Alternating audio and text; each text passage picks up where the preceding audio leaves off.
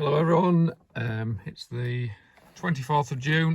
I'm just having a quick look at our organic rye. It's quite good actually. I've just got a seed inspector here at the moment. The seed has to be inspected to make sure it's got no diseases while it's growing or anything, because we're selling this rye for seed, so the farmers will plant it to grow their seed crops, their rye crops next year. He's had a bit of a look through it. He seems to think it looks okay, so should be all right. It's certainly quite tall. You can see at the moment it's just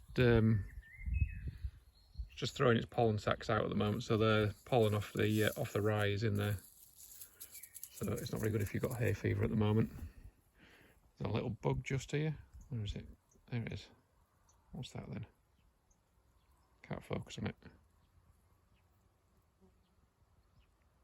It's got a yellow belly and a black back and some wings. Anyway, still a very nice looking crop,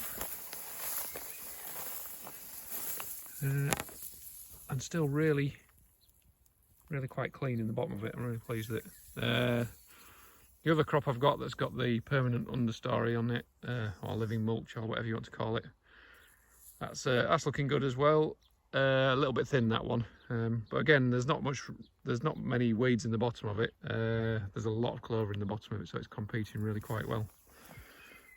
But yeah, no, I'm pleased with this. The inspector's also inspecting my spring barley, which is just over there. That's also looking quite good now. It was it did get a lot of charlotte growing in it. So I went through that with the weed surfer and took some of that out, and it's grown up since then, so it's sort of got away from the charlotte, which is quite good. And the crop looks all right. There's a bit of disease on the leaves, but hopefully plenty of sunlight will get onto the head, so the grain should feel okay, I'm hoping anyway. But yeah, pleased with the rye. It's always good. It's, as you can see, it's I'll show you in comparison to my Land Rover. It's really quite tall. So yeah, I'll look forward to combining this. Hopefully it doesn't get any really horrible weather on it. It does sometimes, it leans over a bit, but I've never actually had it go flat to the ground yet, so I'm sure that's probably what will happen again. But yeah, you really don't want any heavy thunder showers on it or anything like that from now on, but it'll take a bit. It is quite stiff. But yeah, that's probably one of the worries with it. But fingers crossed we'll be all right.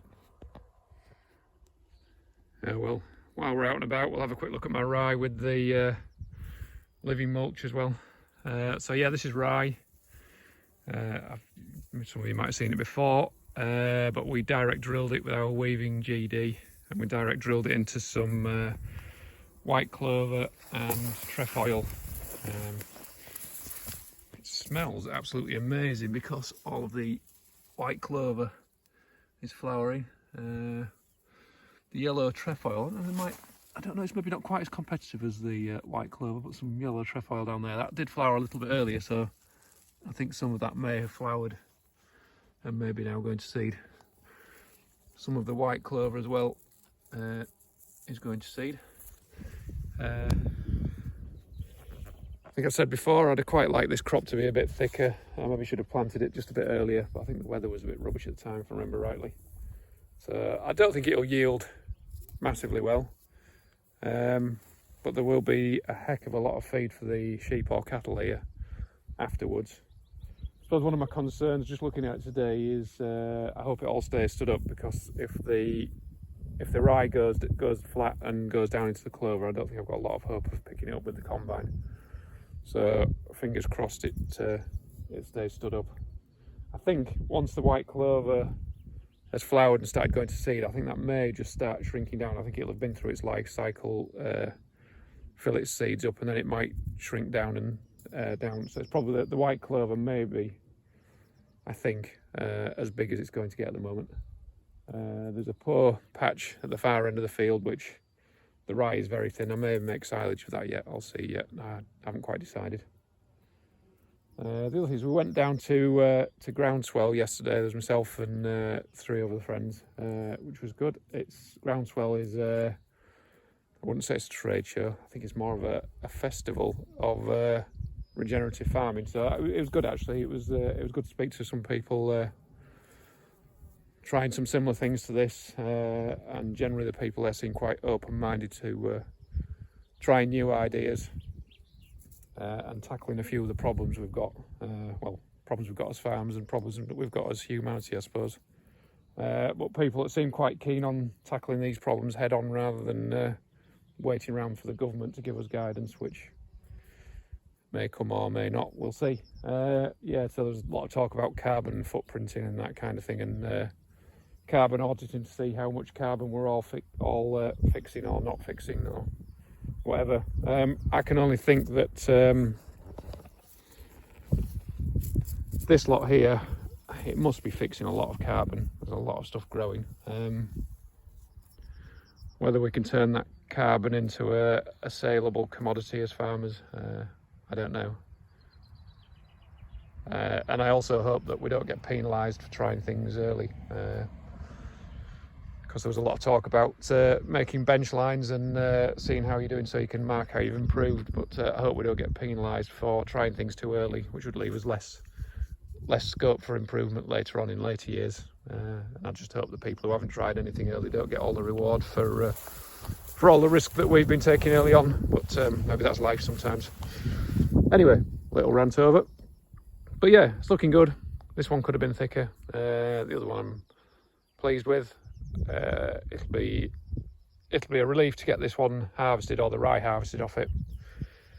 I would quite like to leave the clover down for another year. I think my plan was to harvest it, and any spilt rye, I was hoping if it landed in the bottom of the clover, it might not be too. I think there'll be quite an aggressive environment down in the bottom of the clover with lots of slugs and insects and all sorts of things, and a bit damp. I was hoping the rye might get eaten off by slugs and things, or drowned out and not enough light with the clover, and then I was hoping to leave it to grow up till I'm confident the rye is gone, and then possibly graze the clover off, but more probably December, January, February, and graze it right down as far as I dare graze it, and then perhaps direct drill some spring oats into it. Maybe I'm being a bit optimistic on that. Maybe it'll still just come full of rye the following year. But I was only planning on putting spring oats in there anyway, so I can make that decision at the time. I can leave it, and then we might have to plough this out. But I'm going to leave my options open at the moment, and we'll see what happens. The insects in here sound amazing. We've got a beehive at the top of the field, so there'll be lots of bees in here. But there's also loads of bumblebees and all sorts of other stuff. So yeah, as far as nature goes, I think it's probably a good crop at the moment. So anyway, if you've watched, thank you for watching. See you later. Bye.